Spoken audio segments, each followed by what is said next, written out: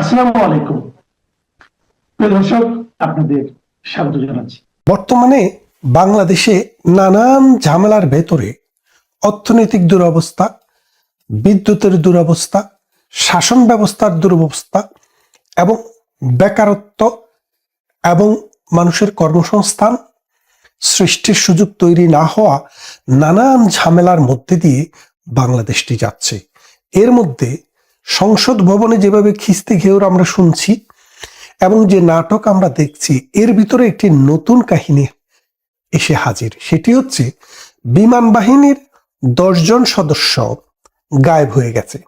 কোনো ছুটি না নিয়ে, কোনো কিছু না নিয়ে, গুলি বন্দুক যা আছে নিতে পারে, অস্ত্রশস্ত্র, সেগুলো নিয়ে নিখোঁজ হয়ে গেছে। আরো 10 জনকে ক্লোজ করে রাখা হচ্ছে এবং ক্লোজ মনিটরিং এ রাখা হয়েছে। কি সন্দেহে? জঙ্গি সন্দেহে। তারা হামলা করতে চায় বাংলাদেশের জাতীয় সংসদ, সেনানিবাস, পুলিশ সদর দপ্তর সহ নানান স্থাপনায় তারা হামলা করার পরিকল্পনা করছে।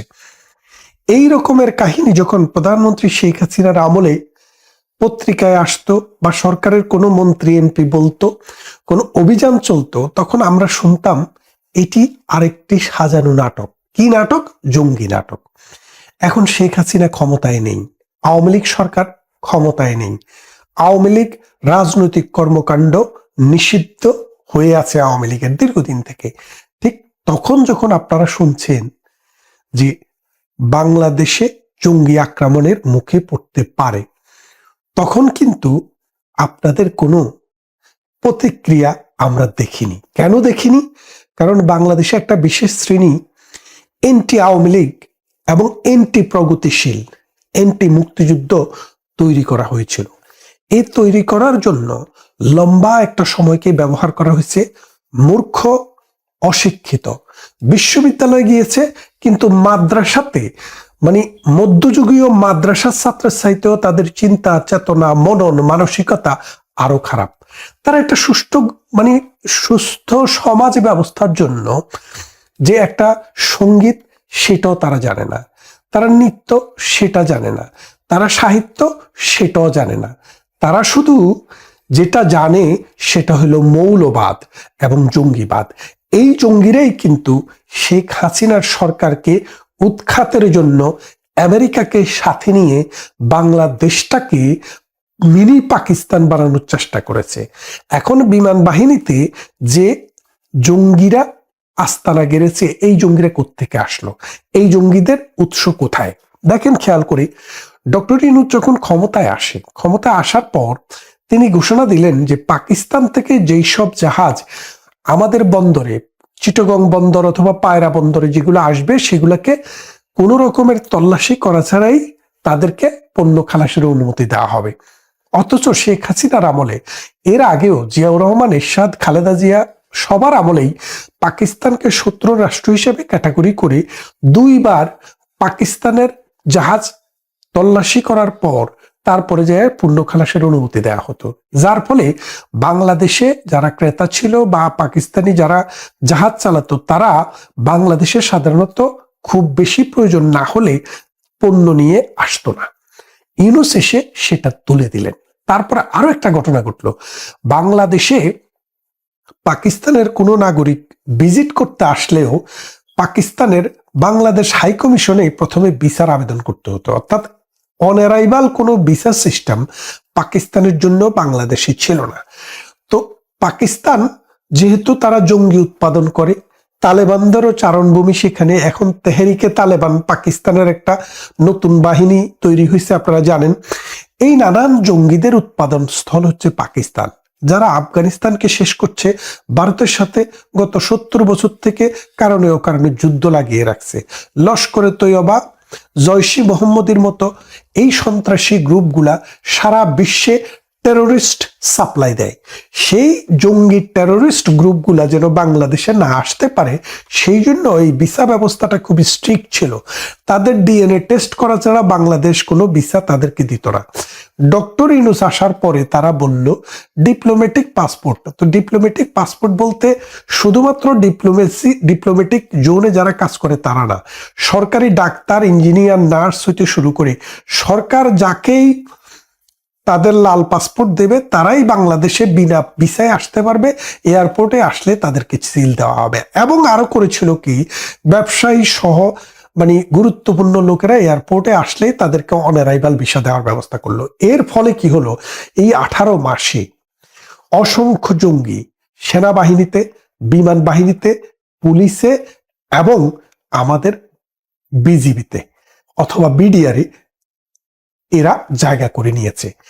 এই এখন এদের যে পরিমাণ লোক এখানে এসছে, তারা থানা যে জ্বালিয়ে দেওয়া হয়েছে, পুড়িয়ে দেওয়া হয়েছে, ওই সময়ে সেখান থেকে যে অস্ত্র নিয়েছে সেগুলোও কিন্তু তাদের কাছেই মজুদ আছে।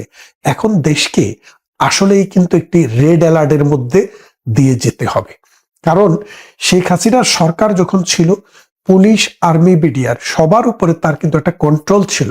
কারণ তিনি পাওয়ারফুল প্রাইম মিনিস্টার ছিলেন, তার অ্যাডমিনিস্ট্রেশন খুব স্ট্রং ছিল, যার কারণে তিনি এই সব মোকাবেলা করে দেশকে উন্নয়নের ধারায় ধরে রাখতে পেরেছিলেন।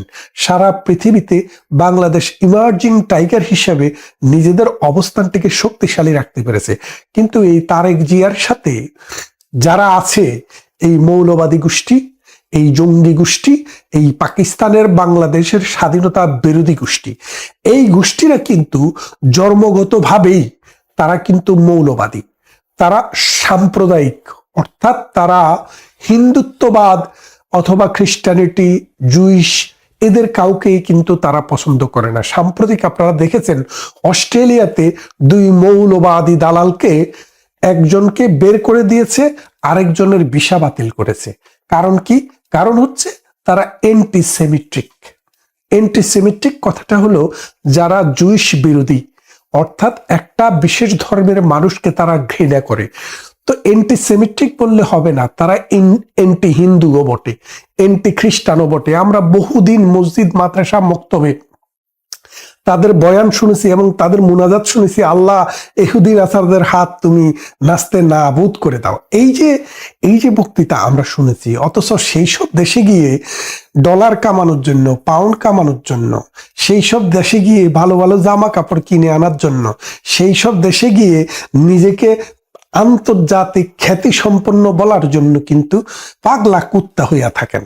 তো এই যে মানুষগুলো, এই মানুষগুলোর মূল কথাই হচ্ছে যে বাংলাদেশে মৌলবাদী তৈরি করতে হবে।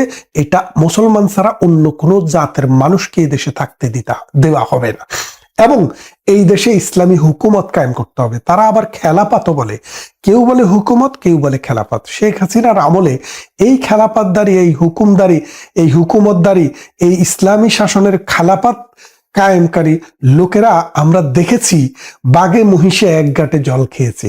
আপনি জানেন ইব্রাহিম হুজুর বঙ্গবন্ধুকে মহান নেতা বলে কত বক্তব্য দিয়েছেন, আর যখন দিন বদল হলো তিনি বললেন মুক্তিযোদ্ধারা সবচাইতে নিকৃষ্টতম সন্তান, অর্থাৎ 71 প্রজন্ম হচ্ছে নষ্ট প্রজন্ম। এইরকম কথাই এই বাংলার জমিনে বসে রাজাকারের বাচ্চা রাজাকারে বলেছে, আপনারা শুনেছেন। তারপরে আপনারা দেখেন যে আমাদের ওই নোয়াখালীর এক মৌলানা আছে, আমার যে স্থানীয় মাদ্রাসা বাঙ্গড্ডা মাদ্রাসা, সেই মাদ্রাসার একজন শিক্ষক আফসারি, রফিকুল্লাহ আফসারি, সে আল্লাহর কাছে হাত তুলে বলেছে, আল্লাহ নাকি ইউনূসকে সরাসরি তার কাছে পাঠিয়েছে, আল্লাহ নাকি নিয়ামত হিসেবে ইউনূসকে দিয়েছে, সেই ইউনূস দেশটা বিক্রি করে দিয়ে গেছে।